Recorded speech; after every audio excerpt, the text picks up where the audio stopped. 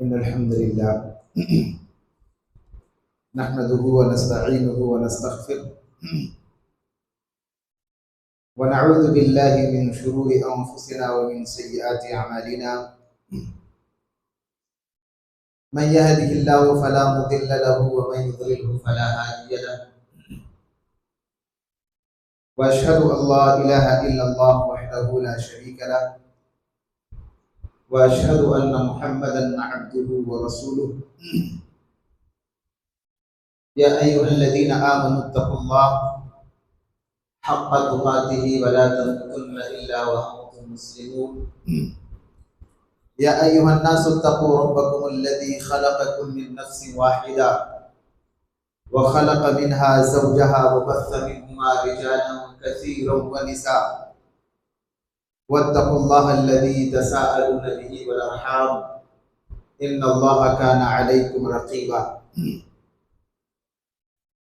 या अय्युहल्लज़ीना आमनुत्तक़ुल्लाह वक़ूलू क़ौलन सदीदा युस्लिह लकुम अअमालकुम व यग़फ़िर लकुम ज़ुनूबकुम व मन युतिइल्लाह व रसूलहु फ़क़द फ़ाज़ फ़ौज़न अज़ीमा अम्मा बअद फ़इन्न खैरल हदीस किताबुल्लाह व खैरल हदी हदी मुहम्मद सल्लल्लाहु अलैहि वसल्लम व शर्रल उमूरि मुहदसातुहा व कुल्ल मुहदसतिन बिदअह व कुल्ल बिदअतिन ज़लाला व कुल्ल ज़लालतिन फिन्नार।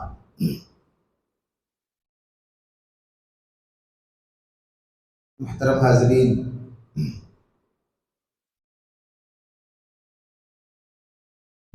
सामीन किराम, दीनी मिल्ली भाइयों और अजीज बच्चों, पहली मर्तबा मुझे आपके सामने हाजिरी का मौका मिल रहा है। जिस मौजू पर बोलने की जिम्मेदारी दी गई है, जो टॉपिक मुझे दिया गया है, वो है बच्चों की तरबियत में माँ बाप का किरदार। हम ये जानेंगे कि बच्चों की तरबियत ये कितना ज़रूरी है, तरबियत न करने के नुकसानात क्या हैं और माँ बाप का रोल कितना है बच्चों की तरबियत में। सबसे पहली चीज आप ये समझें कि तरबियत किसको कहा जाता है। जाहिर सी बात है, आप जब तक ये नहीं जानेंगे तरबियत है क्या चीज, तो तरबियत कैसे करेंगे। इसलिए पहली चीज ये जानते हैं कि तरबियत, ये जो वर्ड इस्तेमाल होता है, ये जो लफ्ज इस्तेमाल होता है, इसका मतलब क्या होता है। अरबिक डिक्शनरी में जाकर के आप अरबिक लुगत के अंदर जाकर के तरबियत ये लफ्ज जाकर के आप सर्च करेंगे तो इसके बहुत सारे माने मिलते हैं, बहुत सारे मीनिंग आपको मिलेंगे। उनमें से तीन इसके मीनिंग ज्यादा मशहूर है। पहला है अन्नमा, बढ़ना, दूसरा ज्यादा, ज्यादा होना, और तीसरा है अल इस्लाह, इस्लाह करना, सुधारना, अच्छा बनाना। गोया तरबियत ये जो लफ्ज है, अगर इसको लुगत में जा करके अरबी लुगत में आप सर्च करेंगे तो ये तीन मशहूर उसके माने मिलते हैं। पहला ये कि बढ़ना, इंक्रीज होना, दूसरा ज्यादा होना, और तीसरा इस्लाह करना, सुधार करना, किसी चीज को अच्छा बनाना, किसी को संवारना। ये सब मीनिंग लुगत में आपको जाकर के मिलेंगे। ये टर्म के तौर पर जब यूज होता है और इस्तिलाह के तौर पर जब यूज होता है, और इस्तिलाही तौर पर, शरई तौर पर जब हम लोग बोलते हैं तरबियत, तो इसका मतलब होता है इंसान की खूबियों को परवान चढ़ाना। इंसान की खूबियों को परवान चढ़ाना मतलब हर इंसान के अंदर अल्लाह तबारक व तआला ने अच्छाइयां भी रखी और बुराइयां भी रखी। हर इंसान के अंदर बैड थिंग्स भी होते हैं और गुड थिंग्स भी होते हैं, हर इंसान के अंदर। तरबियत का मतलब ये हुआ कि उसकी अच्छाइयों को इंक्रीज करना, जो गुड थिंग्स है उसको ज्यादा करना, और जो बैड थिंग्स, बुरी चीजें, उसको कम करना। इसको तरबियत कहा जाता है। हर इंसान के अंदर अल्लाह तबारक व तआला ने अच्छी चीजें भी रखी है और अल्लाह तबारक व तआला ने बुरी चीजें भी रखी है। बुरी चीजों को कम करना और अच्छी चीजों को बढ़ाना, ज्यादा करना, इसको बोलते हैं तरबियत। बाद उलमाए किराम ने इसको जरा सा और क्लियर किया है और कहते हैं कि तरबियत के अंदर 5 चीजें होती हैं। 5 चीजों को अच्छा बनाने का नाम तरबियत है। गोया किसी इंसान की आप तरबियत करना चाह रहे हैं, किसी बच्चे की तरबियत करना चाह रहे हैं, तो उसके अंदर 5 चीजों की इस्लाह कर दीजिए, आपका तरबियत का काम हो जाएगा। देखिए बड़ी अहम चीज है इसको समझना कि तरबियत किसको कहते हैं और तरबियत में होता क्या है। तरबियत में 5 चीजों में काम किया जाता है और 5 चीजों में इस्लाह करने का नाम तरबियत है। सबसे पहली चीज है फिक्र की इस्लाह, इंसान का थॉट, फिक्र की इस्लाह, ये तरबियत में पहली चीज है। किसी इंसान की आप तरबियत करना चाहते हैं, किसी बच्चे की आप तरबियत करना चाहते हैं, पहली चीज है उसके थॉट को आप बदलिए, उसके थॉट को आप अच्छा कीजिए, उसके फिक्र को आप बदलिए। और इसको आसान लफ्जों में बोले तो उसके अंदर सबसे पहले अकीदे की पुख्तगी पैदा कीजिए। दूसरी चीज है इबादत की इस्लाह, तरबियत करना चाहते हैं उसमें दूसरी चीज ये है कि उसको आप इबादत की पाबंद बना दीजिए, उसको इबादत की आदत डलवाइए, उससे इबादत करवाइए, दूसरी चीज है। और तीसरी चीज है अखलाक और किरदार को संवारना। तरबियत के अंदर ये तीसरी चीज है कि आप उसके अखलाक को, उसके कैरेक्टर को अच्छा बना दीजिए। और चौथी चीज ये है कि उसके अकल की इस्लाह किया जाए। अकल कहाँ इस्तेमाल करना, कैसे इस्तेमाल करना, अकल को इस्तेमाल करने का तरीका क्या, इसको बता दिया जाए। और 5वीं चीज है उसकी सेहत का ख्याल रखा जाए, उसका सेहत बर्बाद ना हो, ऐसी चीजें जिससे उसका सेहत बाकी रहे, सेहत खराब ना हो। ये 5 चीजों के दरमियान मेहनत करने का नाम इस्लाह है और तरबियत उसी को कहा जाता है। देखिए मसला क्या होता है कि तरबियत को ना जानने का मसला क्या होता है। हम लोग जब बोलते हैं तरबियत, बच्चे की तरबियत करो, तो इसमें जो एक पॉइंट है वहां पे अटक जाते हैं हम लोग और क्या मतलब समझते हैं कि तरबियत का मतलब होता है खाने पीने का इंतजाम कर देना, सेहत का इंतजाम कर देना, ऐसी चीजें जिससे सेहत खराब हो सकती है उससे बचा लेना, परवरिश कर देना। सिर्फ इतना हम लोग तरबियत का मतलब समझते हैं। देखिए तरबियत में सिर्फ यही एक पॉइंट नहीं है कि आपने खाने पीने का इंतजाम कर दिया, वो खाएगा कहां से, पिएगा कहां से, उसका बॉडी खराब ना हो जाए, उसका सेहत खराब ना हो जाए। सिर्फ इतनी चीजें सोचने का नाम तरबियत नहीं है, तरबियत का एक पार्ट है। अच्छा बात लोग तरबियत का मतलब समझते हैं कि अखलाक अच्छा बना दीजिए, उसका कैरेक्टर अच्छा बना दीजिए, उसके अंदर बहुत सारी अच्छे अखलाक की चीजें पैदा कर दीजिए, तरबियत हो जाएगा। ये तरबियत नहीं, तरबियत का एक हिस्सा है। तरबियत के अंदर ये 5 पॉइंट होते हैं जिसपे हमें मेहनत करना है। फिक्र की इस्लाह, दूसरी चीज इबादत की इस्लाह, तीसरी चीज आप जा करके उसके अखलाक व किरदार की इस्लाह, अखलाक व किरदार को अच्छा बनाना, और उसके बाद उसके अक्ल की इस्लाह, और उसके बाद जा करके 5वीं चीज तरबियत के अंदर आता सेहत का ख्याल। ये 5 चीजों को करने का नाम तरबियत। और ये 5 चीजें आप किसी इंसान के अंदर कर दीजिए, गोया आपने उसकी तरबियत कर दिया। ये बड़ी अहम पॉइंट आप इसको याद रखिए। आपको जब बोला जाएगा बच्चों की तरबियत, तो बच्चों की तरबियत का मतलब ये हुआ कि आपको बच्चे के अंदर ये 5 क्वालिटीज पैदा करना है। पहली चीज ये कि उसके अकीदे की इस्लाह, उसकी फिक्र की, उसके थॉट की इस्लाह कर देना है। दूसरी चीज ये कि उसको इबादत का पाबंद बना देना है, इबादत उससे करवाना है। तीसरी चीज ये कि उसके अखलाक को अच्छा बना देना, उसके कैरेक्टर को अच्छा बना देना। चौथी चीज ये कि बच्चे के अकल की इस्लाह कर दीजिए। और 5वीं चीज ये कि उसकी सेहत और उसका बॉडी खराब ना हो जाए, सेहत खराब ना हो जाए, इसका ख्याल कीजिए। ये 5 चीजें पैदा करने का नाम तरबियत। अब जब आपने तरबियत समझ लिया कि किसको कहा जाता है, तो ये बात भी जहन के अंदर आप रखिए कि तरबियत करना, चाहे किसी बच्चे की तरबियत करना हो या किसी इंसान की तरबियत करना हो, नौजवान की तरबियत करना हो, औरतों की तरबियत करना हो, ये तरबियत का जो काम है, तरबिया, ये कोई छोटा मोटा काम नहीं है। तरबियत का जो काम है, ये तरबियत कोई छोटा मोटा काम नहीं है। अल्लाह तबारक व तआला ने कुरान मजीद के अंदर अल्लाह के नबी सल्लल्लाहु अलैहि वसल्लम को दुनिया में भेजे जाने के मकसद पर अल्लाह ने जिक्र किया है कि अल्लाह के नबी को दुनिया में क्यों भेजा गया। अल्लाह ताला सूरह आल इमरान आयत 164 में अल्लाह फरमाता है कि ऐ लोगों, हमने ईमान वालों पर एक एहसान किया कि उन्हीं में से एक रसूल हमने भेजा, और उस रसूल की ड्यूटी ये लगाई यतलू अलैहिम आयाती, वो रसूल अल्लाह की आयतें उनको पढ़ पढ़ के सुनाता है, वयुज़क्कीहिम, और उनका तज़किया और तरबियत करता है, वयुअल्लिमुहुमुल किताब वल हिकमा, और उनको किताब और हिकमत की तालीम देता है। गोया हमारे नबी को अल्लाह तबारक व तआला ने दुनिया में भेजा। हमारे नबी के दुनिया में बेसत का मकसद क्या है, क्यों भेजा गया हमारे नबी को? हम अपने नबी को मानने वाले, पता होना चाहिए हमारे नबी को दुनिया में भेजने का मकसद क्या है, क्यों अल्लाह तबारक व तआला ने हमारे नबी को दुनिया के अंदर भेजा है। ये मकसद ना समझने की वजह से बहुत सारे लोग गुमराही में चले जाते हैं। अल्लाह के नबी को जो मकसद, जो ड्यूटीज अल्लाह ने लगाई थी, जिसको दे करके अल्लाह ने भेजा था, उनमें से एक चीज है वयुज़क्कीहिम, ताकि दुनिया में जाकर के आप लोगों की तज़किया और लोगों की तरबियत है। अल्लाह के नबी के दुनिया में आने का एक मकसद, बिअसत का मकसद है लोगों की तरबियत करना। आप इससे अंदाजा कीजिए कि तरबियत कितना अहम चीज है और तरबियत कितना बड़ा काम है। अल्लाह तबारक व तआला ने ये काम नबियों को लगाया है। नबी दुनिया में आते थे लोगों की तरबियत करने के लिए, इसलिए तरबियत कोई छोटा काम नहीं है।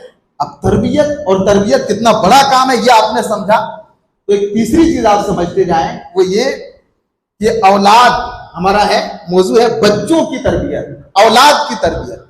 ये जो बच्चे होते हैं और औलाद होते हैं, चाहे वो बेटे बेटियां हो, कभी आपके छोटे भाई हो सकते हैं, कभी आपकी छोटी बहन हो सकती है, तो ये सारे जो बच्चे हैं, जो औलाद हैं, याद रखिए इस्लाम के अंदर औलाद अल्लाह की बड़ी नेमत है। ये बच्चे बच्चियां, बेटे बेटियां जो भी हैं, ये अल्लाह तबारक व तआला की नेमत है। अल्लाह ने सूरह नहल के अंदर जहां नेमतों का तज़किरा किया है, वहां अल्लाह ने इसको भी गिनवाया। ये जो बेटे तुम्हारे हैं ना, तुम्हारे बेटियां जो है, तुम्हारे बच्चे जो है, ये अल्लाह की नेमत है। वो ये अल्लाह तबारक व तआला की ये नेमत है। ये ऐसी नेमत है कि अंबिया ने अल्लाह से इसको मांगा है। बहुत कम चीजें आपको ऐसी मिलेंगी कि नबियों ने अल्लाह से मांगा हो कि अल्लाह मुझे ये चाहिए। नबी जब मांगते अल्लाह से तो आखिरत की चीज मांगा करते, दुनिया की नेमतें नबी नहीं मांगते। लेकिन बहुत सारे नबी दुनिया के अंदर ऐसे आए जिन्होंने अल्लाह से ये औलाद की नेमत मांगा है। हजरत ज़करिया बूढ़े हो गए, अल्लाह से दुआ करने लगे, रब्बि हबली मिन लदुनका ज़ुर्रियतन तय्यबा, अल्लाह तबारक व तआला मुझे नेक औलाद चाहिए। हजरत इब्राहीम अलैहिस्सलाम अल्लाह से मांगते, रब्बि हबली मिनस सालिहीन, अल्लाह तबारक व तआला मुझे नेक औलाद चाहिए। अंबिया अल्लाह से इसको मांगते थे। ये कितनी बड़ी चीज है, औलाद कितनी बड़ी नेमत है कि अंबिया अल्लाह तबारक व तआला से मांगते थे कि अल्लाह मुझे ये औलाद की नेमत मुझे चाहिए। और ये नेमत शायद आपके पास बच्चे हो तो आपको इसका एहसास ना हो, लेकिन जिनके पास बच्चे नहीं है, आप उनसे पूछिएगा कि औलाद की कदर क्या होती है, औलाद कितनी बड़ी नेमत है। आप उनसे पूछिए जिनके घर में बच्चे नहीं है, जिनकी जिनकी जिनकी उम्र निकल गई लेकिन अल्लाह ने उनको औलाद नहीं दिया, उनसे पूछिएगा औलाद क्या चीज है। तो अल्लाह तबारक व तआला ने बच्चे और औलाद ये नेमत के तौर पे जिक्र किया है और अल्लाह रब्बुल आलमीन ने इसको एक नेमत करार दिया है। अच्छा, कुरान में अल्लाह ये भी फरमाता है कि अलमाल वल बनून ज़ीनतुल हयातिद दुनिया, ये जो बच्चे हैं और ये जो माल है, ये दुनियावी जिंदगी की जीनत है। अल्लाह ने जिन चीजों के जरिए से दुनिया को सजाया है, अट्रैक्शन दुनिया में अल्लाह ने जिन चीजों के जरिए से रखा है, उनमें से बच्चे खूबसूरती है दुनिया की। वो घर, जिस घर के अंदर बच्चा नहीं होता, वो घर अधूरा होता है। बच्चे कभी आते हैं और घर में हंसते खेलते हैं और अचानक जब बच्चे कहीं चले जाते हैं, घर सुनसान लगता है, घर अधूरा लगता है, क्योंकि ये खूबसूरती है घरों के, ये मस्जिदों की खूबसूरती है।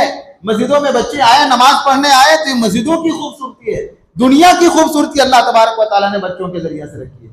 तो एक तो अल्लाह की नेमत है और दूसरे अल्लाह तबारक व तआला ने बच्चों के जरिए से दुनिया को अल्लाह तबारक व तआला ने अट्रैक्टिव बनाया है और दुनिया को अल्लाह तबारक व तआला ने सजाया है। और जब ये नेमत है तो इससे मसला मालूम हो गया कि जब नेमत है तो अल्लाह ताला पूछेंगे इसके बारे में। अल्लाह का दस्तूर है, अल्लाह रब्बुल आलमीन का ये अल्लाह तबारक व तआला का दस्तूर क्लियर तौर पर अल्लाह ने जिक्र किया है कि अल्लाह जब नेमत देता है तो अल्लाह ताला उस नेमत के बारे में सवाल भी करेगा, पूछेगा अल्लाह उसके बारे में। जब औलाद नेमत है तो अल्लाह पूछेंगे औलाद के बारे में। क्या पूछेंगे? तुमने इसकी तरबियत की कि नहीं? तुमने ये जो औलाद तुमको मैंने नेमत के तौर पर दिया था, इस औलाद की तुमने तरबियत क्या की?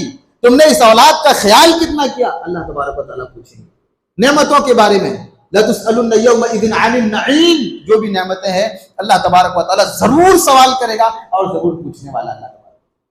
जब अल्लाह तबारक व तआला पूछने वाला है तो इसका मतलब ये कि तरबियत की फिक्र हमारे दरमियान होनी चाहिए। हमारा बच्चे का अकीदा ठीक कैसे होगा, हमारा बच्चा दीनदार कैसे बनेगा, हमारे बच्चे के अखलाक अच्छे कैसे होंगे, हमारा बच्चा इबादत कैसे करेगा, हमारे बच्चे की फिक्र कैसे बदलेगी और हमारे बच्चे के अंदर उनके सेहत की हिफाजत कैसी होगी, इसकी फिक्र आपके अंदर होनी चाहिए। अच्छा, यहीं से मसला भी आप समझ लें कि तरबियत की जिम्मेदारी किनके ऊपर है, कौन है जो बच्चे की जिम्मेदारी तरबियत का उठाएगा। कुरान हदीस का मुताला करने के बाद पता चलता है कि बच्चों की तरबियत की जिम्मेदारी वालिदैन के ऊपर है, माँ बाप के ऊपर है। इस चीज को नहीं समझने की वजह से हमको क्या लगता है, 1 घंटा मदरसा भेज दिए, मौलाना साहब अब बच्चे की तरबियत कर देंगे। स्कूल भेज दिए, हमको क्या लगा स्कूल वाले टीचर अब बच्चे की तरबियत कर देंगे।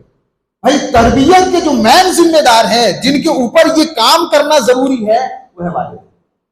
माँ बाप के ऊपर अल्लाह ने ये जिम्मेदारी रखा है, और माँ बाप अगर तरबियत को अच्छे से नहीं निभाएंगे तो अल्लाह तबारक व तआला माँ बाप से पूछने वाला है। लिहाजा आपने मदरसा भेजा, अच्छी बात है, अल्हम्दुलिल्लाह, भेजना चाहिए, वहां से सही चीजें मिलेंगी आपको।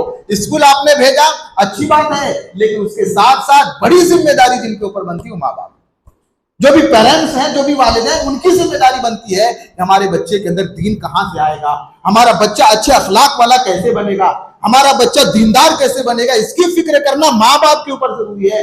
ये बड़ी चीज है जिसको समझने की जरूरत है। हम ये चीज नहीं समझ पाने की वजह से हम खुद कोताही करते हैं और दूसरे पर डिपेंड हो जाते हैं कि वो हमारे बच्चे को अच्छा बना देगा। कोई बना देता, अच्छी बात है, लेकिन जिम्मेदारी आपकी है। अल्लाह आपसे पूछेंगे कि आपने अपने बच्चों की तरबियत की नहीं। और जो बच्चे होते ना, बच्चों को अल्लाह तबारक व तआला ने माँ बाप से ऐसा जोड़ा है कि बच्चे की जिंदगी पर सबसे ज्यादा असर अगर किसी का पड़ता है तो फिर वो माँ बाप है। बच्चा सबसे ज्यादा जिनको कॉपी करता है और जिनकी चीजों को सबसे ज्यादा अपनी जिंदगी में ऑब्जर्व करके लेता है बच्चा, वो माँ बाप होते हैं। अल्लाह के नबी की वो हदीस है, बड़ी मशहूर हदीस, कि कुल्लु मौलूदिन यूलदु अलल फितरा, कि हर बच्चा जब पैदा होता है तो फितरत इस्लाम पर पैदा होता है। हर बच्चा इस्लाम पर पैदा होता है। फ़अबवाहु, उसके माँ बाप उसको यहूदी बना देते हैं, या उनके माँ बाप उनको नसरानी बना देते हैं, या उनके माँ बाप उनको मजूसी बना देते हैं। कितनी अजीम हदीस है। और तरबियत क्या इफेक्ट डालता है बच्चों पे, आप देखें कि अल्लाह के नबी फरमाते हैं कि हर बच्चा फितरत इस्लाम पर पैदा होता है। एक बच्चे को अगर माहौल से, हर चीज से अलग करके एक जगह पे आप रख दीजिए, वो बच्चा आगे चल करके इस्लाम का मानने वाला, तौहीद का मानने वाला बनेगा। बच्चा पैदा होता है और फितरत इस्लाम पर पैदा होता है, और उसके बाद अगर उसके बाप यहूदी होते हैं तो अपने बच्चे को यहूदी बना देते हैं। उसके माँ बाप अगर नसरानी होते हैं तो अपने बच्चे को नसरानी बना देते हैं। उनके माँ बाप अगर मजूसी होते हैं, आग को पूजने वाले, तो अपने बच्चों को मजूसी बना दिया करते हैं। आप इससे देखिए कि माँ बाप का कितना बड़ा रोल रहता है बच्चों को अच्छा बनाने में, और बच्चों को बिगाड़ने में माँ बाप का कितना बड़ा रोल है।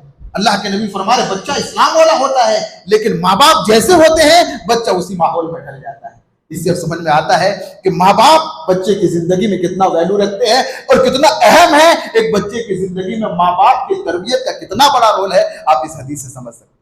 इसीलिए अल्लाह तबारक व तआला कुरान मजीद के अंदर सूरत अत-तहरीम आयत नंबर 6 में अल्लाह तबारक व तआला सारे लोगों को ये एहसास दिला रहा है और ये जिम्मेदारी अल्लाह याद दिला रहा है। और अल्लाह फरमाता है, या अय्युहल्लज़ीना आमनू, ऐ वो लोगों जो ईमान लाए, कू अनफुसकुम, अपने आप को बचाओ, व अहलीकुम, अपने घर वालों को बचाओ, जहन्नम की आग से बचाओ।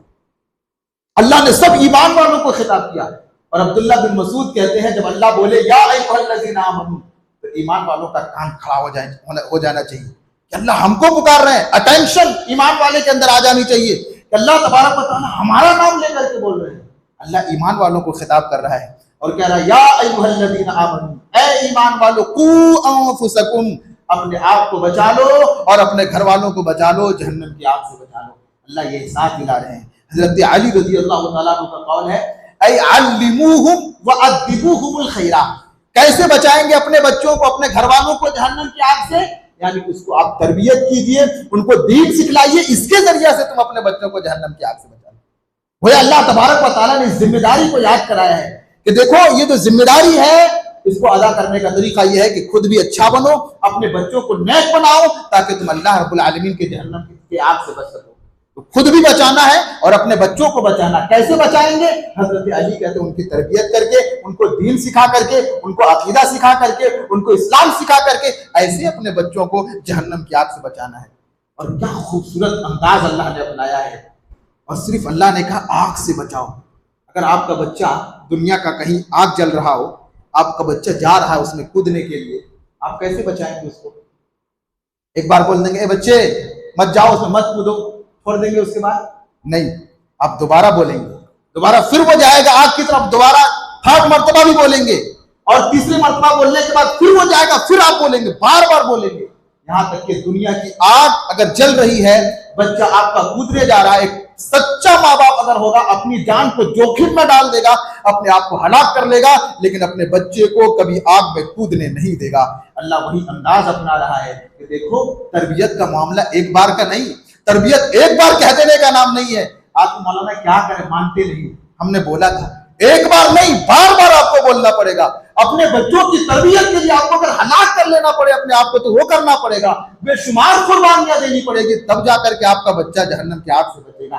दुनिया की आग के लिए इतना मेहनत कि अपने आप को माँ बाप जोखिम में डाल दें, फिर भी अपने बच्चे को दुनिया की आग में कूदने ना दे। अल्लाह फरमाता है जहन्नम की आग है वो, दुनिया की आग से कितना खतरनाक वो जहन्नम की आग है, उस आग से बचाने की कितनी फिक्र एक माँ बाप के अंदर होनी चाहिए।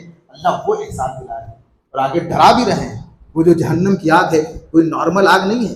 दुनिया की आग को जलाया जाता है ऑयल डाल करके, लकड़ी वगैरह डाल करके दुनिया की आग को जलाया जाता है। वक़ूदुहन नास वल हिजारा, वो बड़ी अजीब आग है जिसको जलाने के लिए न तेल की जरूरत है न लकड़ी की जरूरत है। उस आग को जलाया जाएगा इंसान और पत्थर के जरिए से। अल्लाह अकबर, वो कैसा आग है जिसको पत्थर के जरिए से जलाया जाएगा और जिस आग को भड़काया जाएगा इंसानों के जरिए से। बड़ा अजीब आग है वो। अल्लाह डराता है। दुनिया में कोई आग में जल जाता है, हमारी निगाहें देख नहीं पाती। आग में जला हो कोई इंसान, हम देख नहीं पाते, बहुत सारे लोग उसको बर्दाश्त नहीं कर पाते। अल्लाह फरमाता है जहन्नम की आग है वो, और खतरनाक आग है वो। अल्लाह तबारक व तआला फरमाता है उस आग से खुद भी बचने की और अपने औलाद को बचाने की फिक्र करो। कितना अजीम पैगाम और कितना बड़ा पैगाम है कि क्या क्या तुम्हें करना पड़े तो सोचो, दुनिया की आग के लिए तुम क्या क्या कर सकते हो। उससे खतरनाक आग है जहन्नम की आग, उसकी तुम क्या क्या फिक्र करो, कैसे उसकी तैयारी करो। अल्लाह तबारक व तआला ने शायद वो एहसास दिलाया।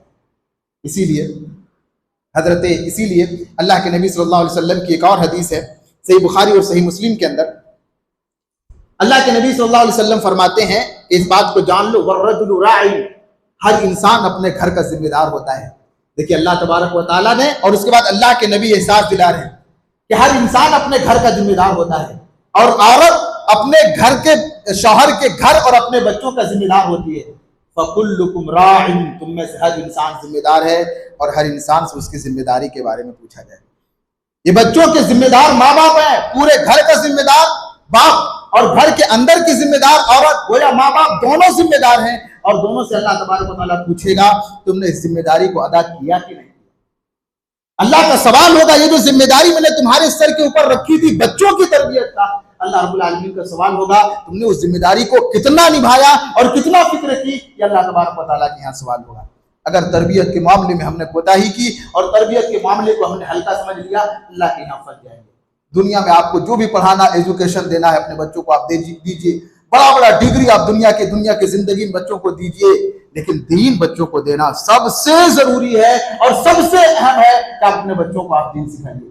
अल्लाह ये कभी सवाल नहीं करेंगे कि आपने दुनिया में अपने बच्चों को कितने डिग्रीज दिए थे, आपने अपने बच्चों को क्या क्या दुनिया का नॉलेज आपने दिया था। अल्लाह ये सवाल नहीं करेंगे, लेकिन अल्लाह ये जरूर पूछेंगे तुमने अपने बच्चों को दीन दिया था, तुमने अपने बच्चों की तरबियत की थी कि नहीं, तुमने अपने बच्चों के मेरा बच्चा दीन सीख जाए, अकीदा सीख जाए, इसके लिए कितनी कुर्बानियां दी थी। अल्लाह तबारक व तआला के सवाल जरूर होगा और अल्लाह तबारक व तआला जरूर पूछेगा।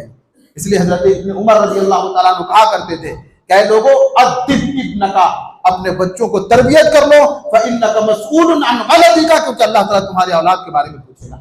अल्लाह सवाल करेगा तुम्हारे औलाद के बारे में। और अब्दुल्लाह बिन मसूद का वो कौल कि क़यामत के दिन होगा, अल्लाह तबारक व तआला सारे बच्चों को खड़ा कर देगा और उसके बाद उनके माँ बाप को अल्लाह तबारक व तआला दूसरे साइड से लाएगा। माँ बाप जब आ जाएंगे तो अल्लाह ताला पूछेगा ये बच्चे कौन हैं।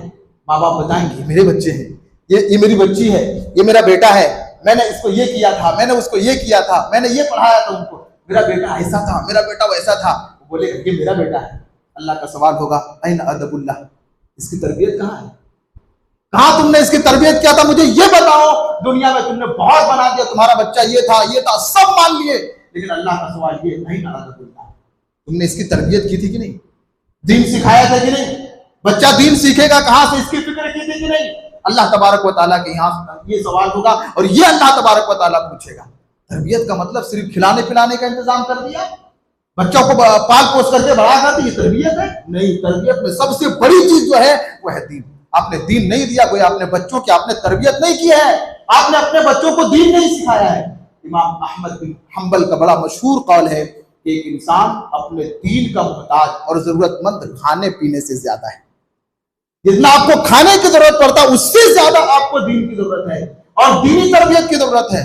आप अपने बच्चे के खाने पीने की जितना फिक्र करते हैं, मेरा बच्चा खाएगा क्या, मेरा बच्चा पिएगा क्या, इससे ज्यादा फिक्र आपके अंदर होनी चाहिए कि हमारे बच्चे के अंदर दीन कहां से आए।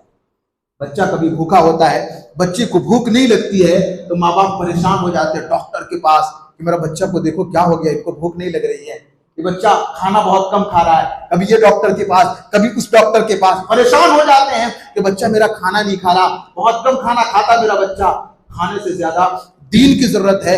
हमारा बच्चा कई कई दिन हो जाता है एक हदीस याद नहीं किया होता, कुरान की एक सूरत याद नहीं किया होता, एक दुआ नहीं याद किया होता। हमें ये फिक्र नहीं लगती कि हमारे बच्चे को दीन की भूख नहीं लगती। दीन की भूख ये ज्यादा जरूरी है खाने से ज्यादा। खाना बच्चा ना खाए परेशान हो जाते हैं।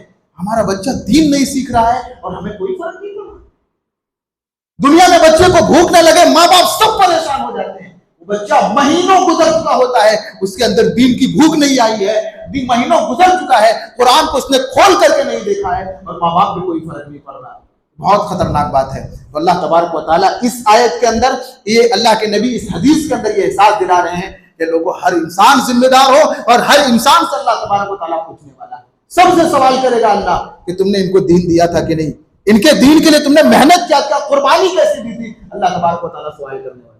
और उसके बाद सही बुखारी की और जबरदस्त हदीस, अल्लाह के नबी सल्लल्लाहु अलैहि वसल्लम फरमाते हैं, माकिल बिन यसार रजी अल्लाह तआला अन्हु, अच्छा माकिल बिन यसार रजी अल्लाह तआला अन्हु इस हदीस के रावी हैं।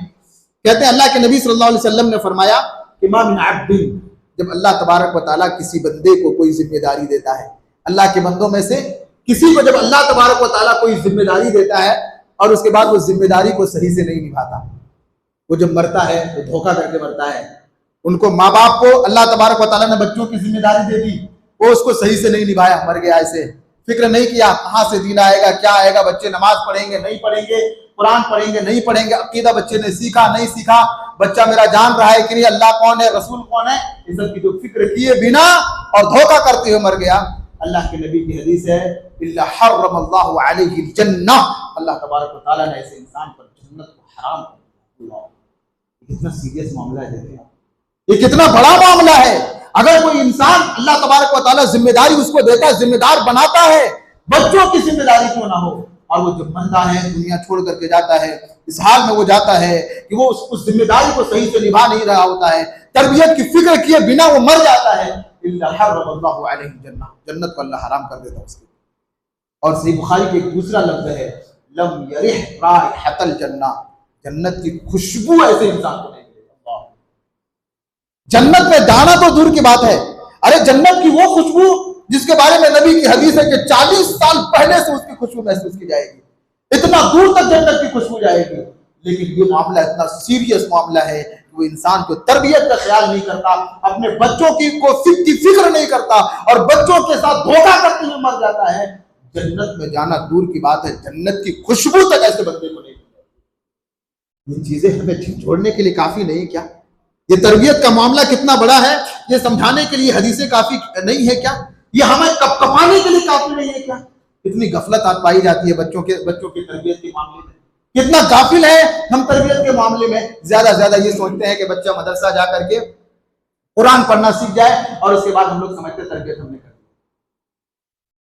भाई बच्चा आपका कुरान अगर नहीं पढ़े तो अल्लाह तबारक व तआला के यहाँ मामला उतना खराब नहीं होगा, लेकिन उससे खतरनाक ये होगा कि आपका बच्चा अगर अकीदा न सीखे, ये ज्यादा खतरनाक।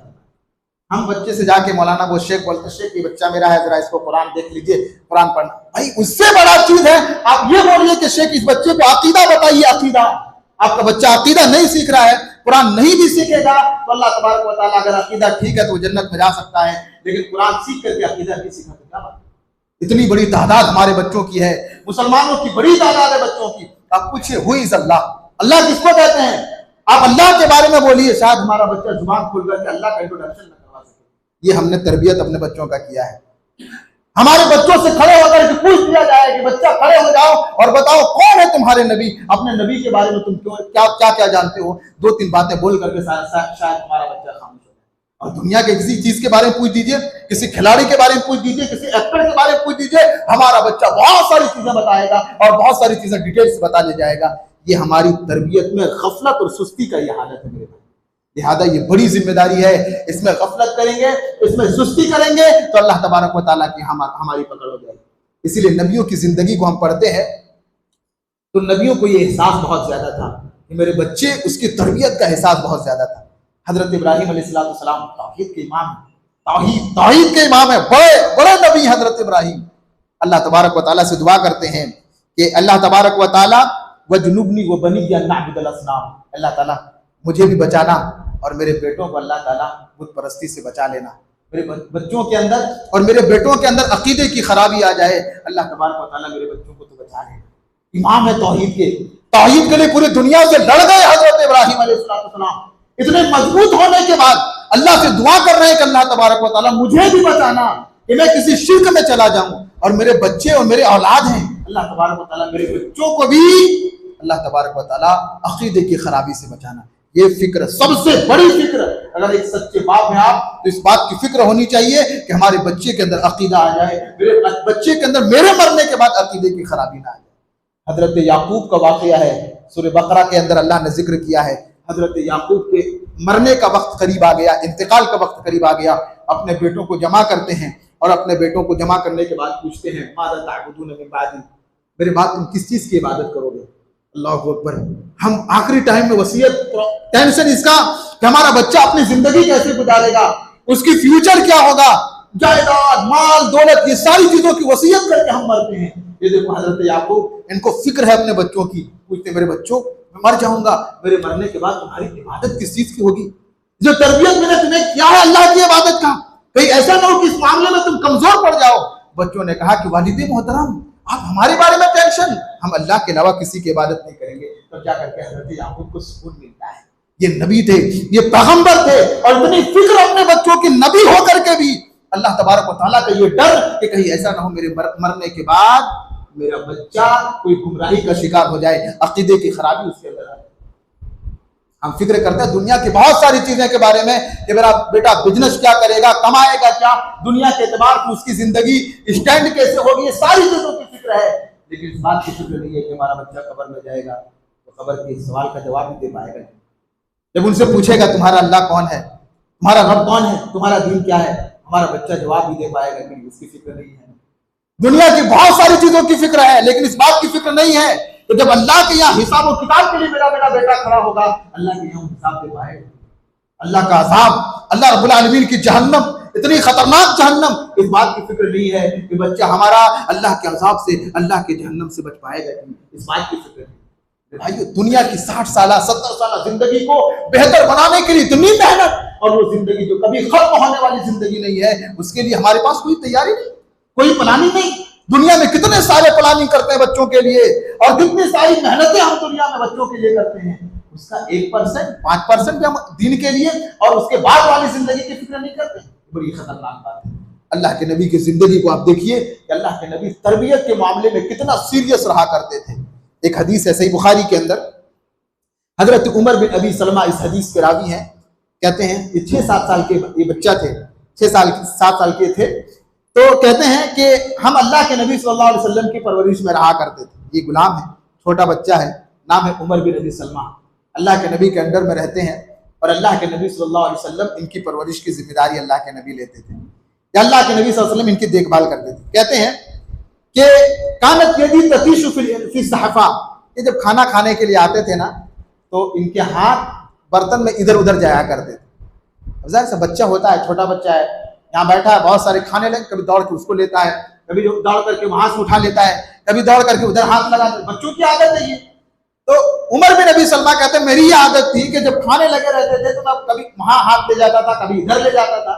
अल्लाह के नबी सल्लल्लाहु अलैहि वसल्लम ने मुझसे कहा, या गुलाम, ए बच्चे, सम्मिल्लाह, पहले अल्लाह का नाम, पहले बिस्मिल्लाह बोलो, वकुल बियमीनिक, अपने राइट हैंड से खाओ, वकुल मिम्मा यलीक, और अपने सामने से खाओ, आगे से नहीं, तुम्हारे सामने जो खाना रखा हो वहां से खाओ। अल्लाह के नबी की तरबियत देखे।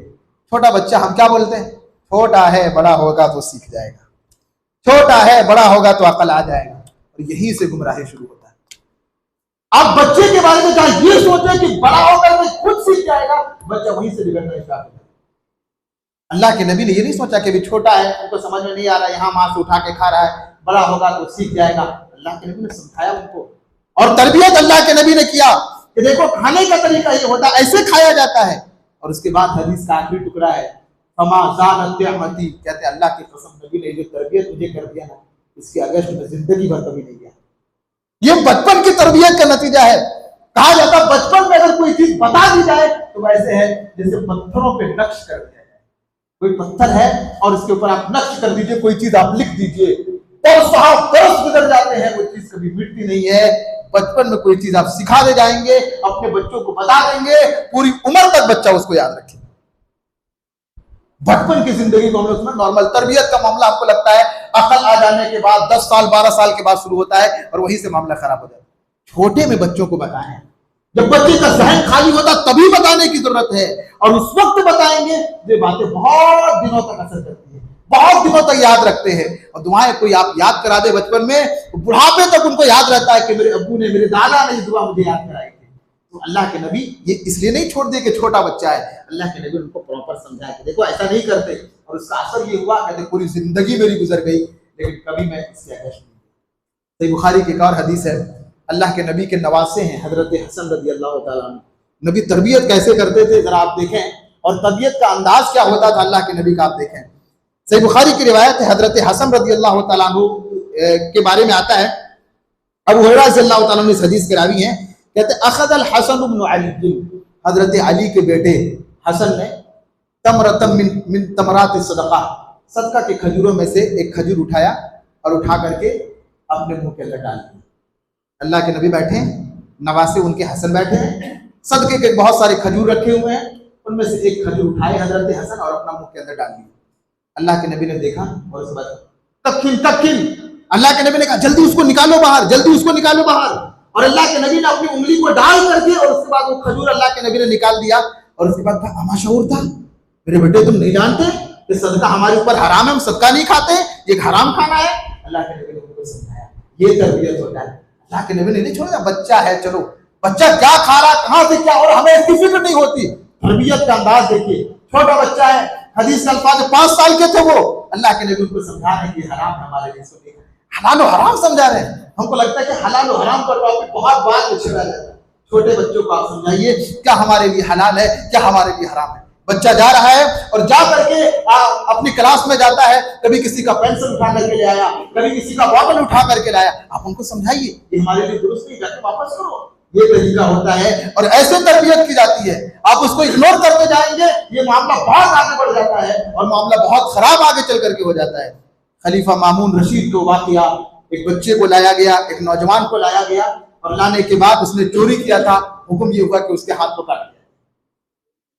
नौजवान है वो, उसका हुक्म ये हुआ कि उसको ला करके उसने चोरी किया है, चोरी के जुर्म में उसके हाथ को काट दिया जाए।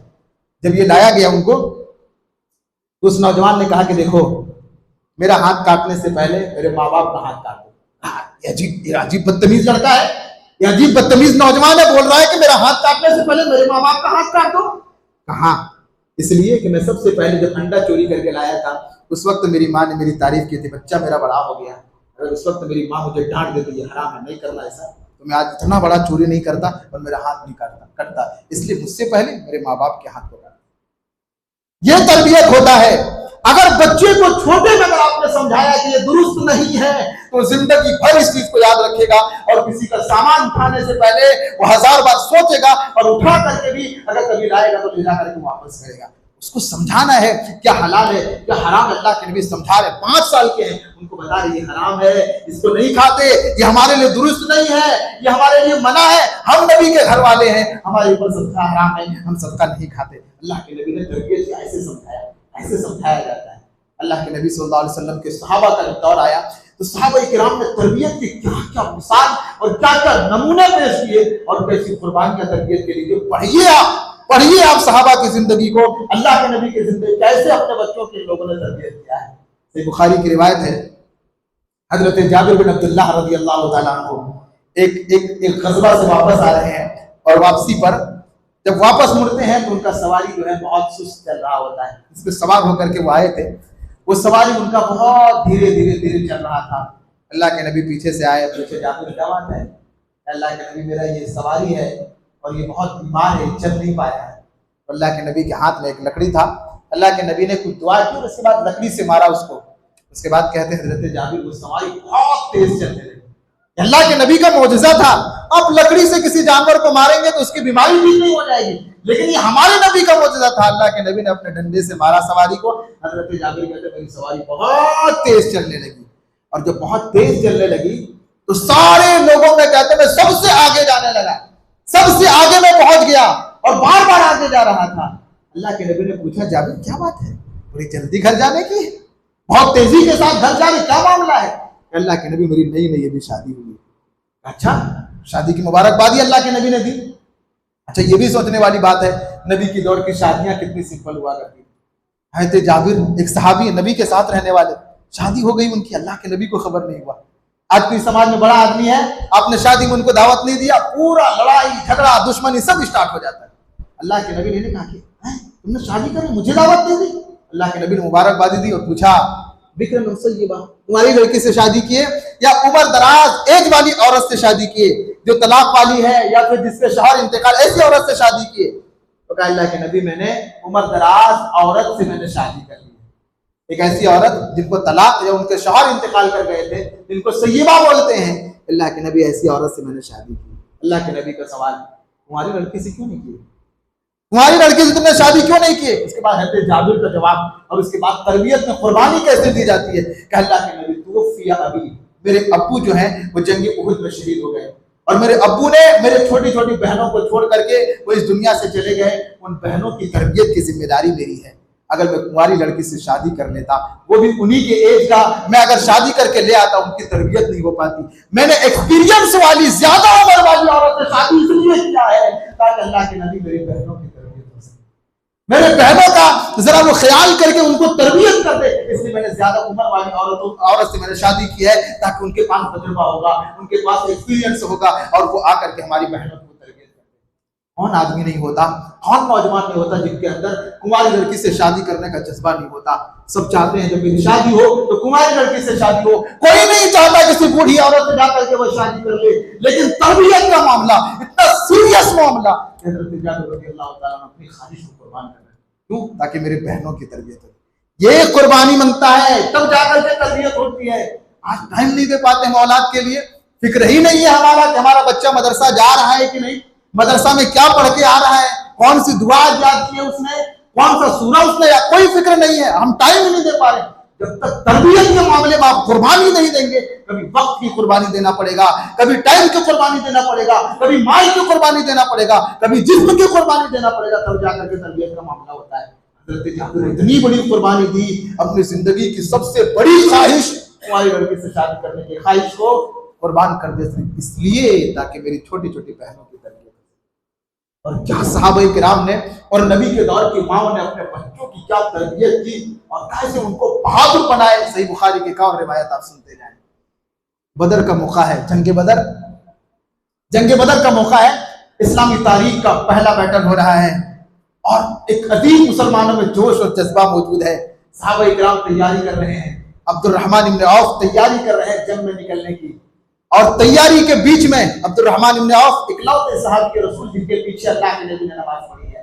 अब्दुर्रहमान इब्न औफ तैयारी कर रहे हैं, एक नौजवान आता है, छोटा 11-15 साल का एक बच्चा आता है और आकर के अब्दुर्रहमान इब्न औफ का हाथ पकड़ के बोलता है कि बोलिए कि अबू जहल कौन है? कौन है अबू जहल? अब्दुर्रहमान इब्न औफ, अरे इतना बड़ा मक्का का इतना बड़ा सरदार, उनके बारे में पूछ रहा है बच्चा, 11-15 साल का नौजवान, क्या उसकी हैसियत पूछ रहा है। वो सोच ही रहे थे, तब तक दूसरी तरफ से एक और बच्चा आया और वो भी 15 साल के आसपास, सही बुखारी की रिवायत है, वो भी हाथ पकड़ के बोलता था चलिए आप बताइए कौन है अबू जहल।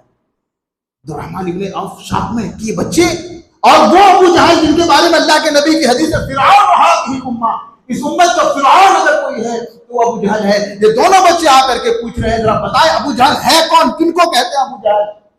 पूछा अब्दुर्रहमान इब्न औफ ने, क्यों क्या हो गया, क्यों पूछ रहे? अब्दुर्रहमान इब्न औफ ने बच्चों से पूछा क्यों पूछ रहे अबू जहल के बारे में? मेरी अम्मी ने मुझे बताया अबू जहल वो आदमी जो अल्लाह के नबी को गालियां देता है, अल्लाह अकबर, क्या माँ होगी वो, इसने नबी की मोहब्बत कैसे बच्चों के दिलों में बैठाई होगी, बच्चों के दिलों में अल्लाह के नबी का रिस्पेक्ट क्या होता है, मोहब्बत कैसी होती है, बच्चों के दिलों में उस माँ ने कितना बेहतरीन तरीके से बैठाया होगा। जब उनको पता चला और जब उनको बताया अबू जहल मेरे नबी को गालियां देता है, वो बच्चे इसलिए तलवार लेकर के निकल गए कि देखते वो कौन है जो मेरे नबी को गालियां देता है। अब्दुर्रहमान इब्न औफ इशारा करते हैं, अबू जहल अपने सवारी पर बैठ करके, ऊंट पे बैठ करके जा रहा था, घोड़े पे बैठ करके जा रहा था। अब्दुर्रहमान इब्न औफ ने इशारा किया, वो देखो जा रहा है अबू जहल।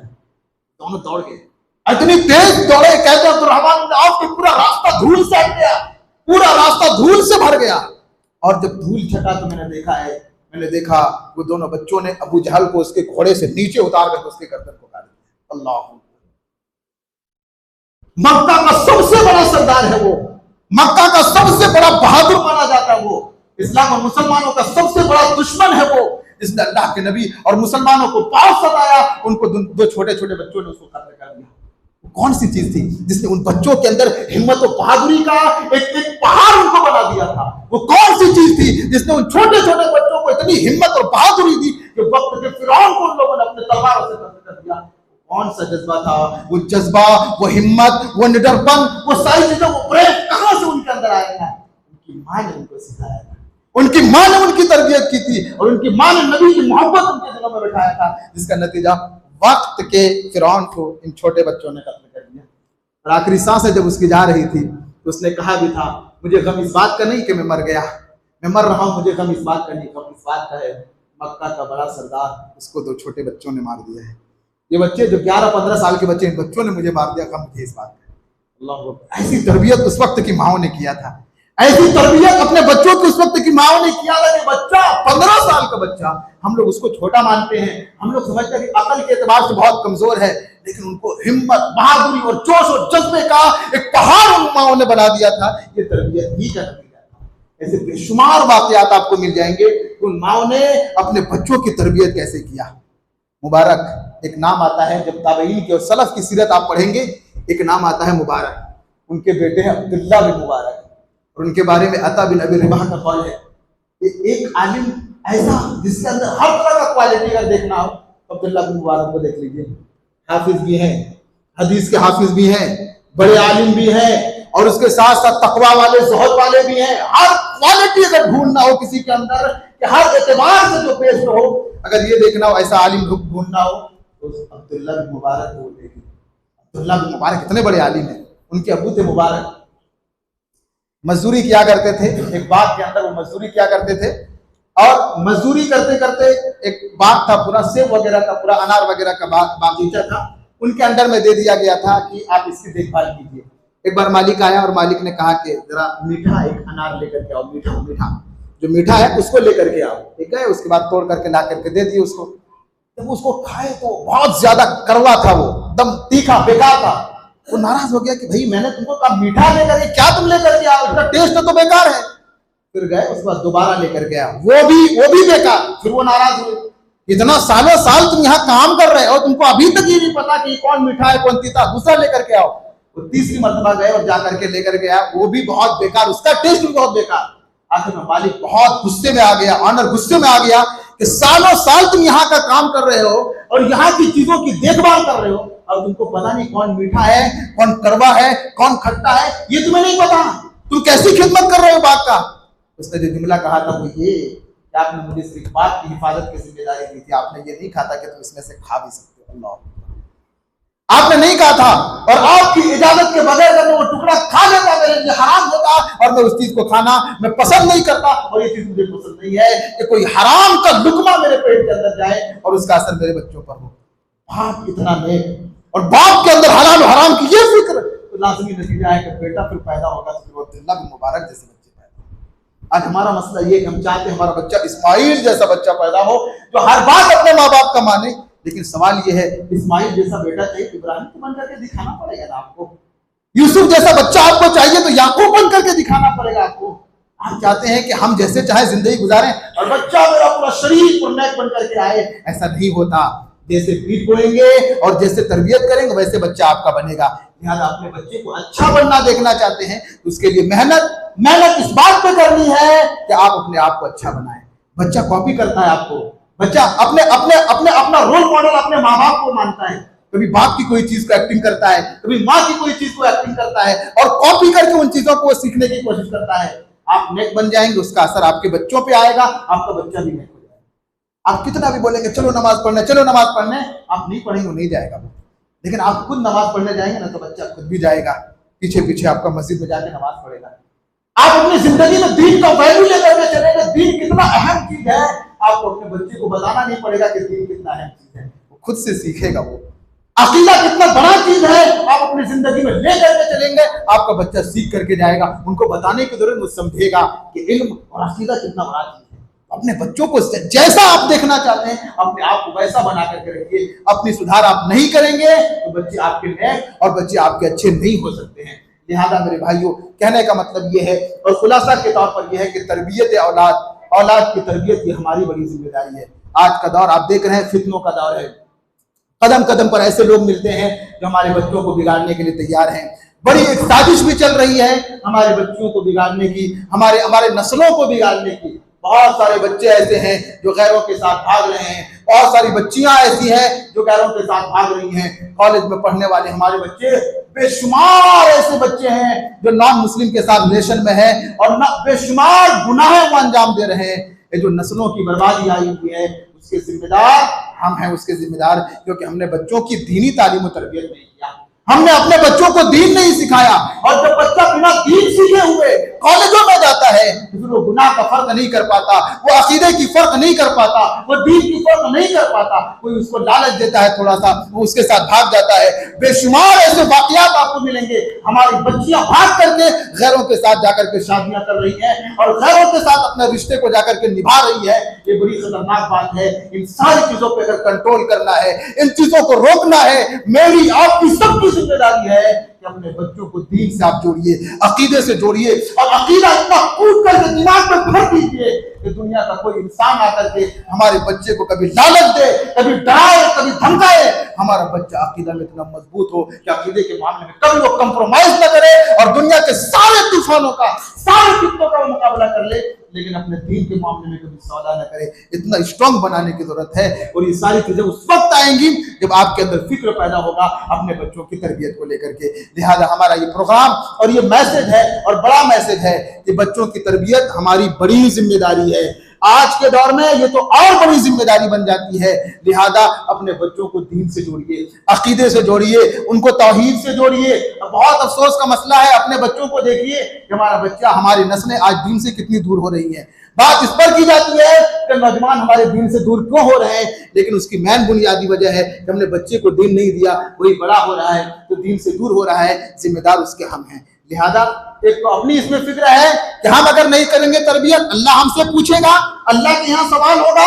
और दूसरी चीज ये कि जो नस्लें बिगड़ रही हैं, इन नस्लों के भी जिम्मेदार हम हैं। इनको सुधारना, इनको अच्छा बनाना ये हमारी जिम्मेदारी है। और ये उस वक्त पैदा होगा जब तरबियत के मामले में सुस्ती नहीं किया जाएगा। ये बड़ी जिम्मेदारी है, इसको सीरियस लीजिए और तरबियत के मामले को खूब मेहनत के साथ निभाइए और अल्लाह से दुआ करते रहिए, रब्बी हबली मिन लदुनका ज़ुर्रियतन तय्यबा। अल्लाह नेक औलाद दे, जो औलाद मुझे मिले हैं उसको नेक बना दे और दीन पे चलने वाला बना दे। ये हमारा पैगाम है। अल्लाह तबारक व तआला से दुआ है अल्लाह ताला हम तमाम लोगों को इन बातों को सुनने, समझने, अपने दिल के अंदर बैठाने और अमल करने की तौफीक दे। आमीन। तक़ब्बल या रब्बल आलमीन। अस्सलामु अलैकुम व रहमतुल्लाहि।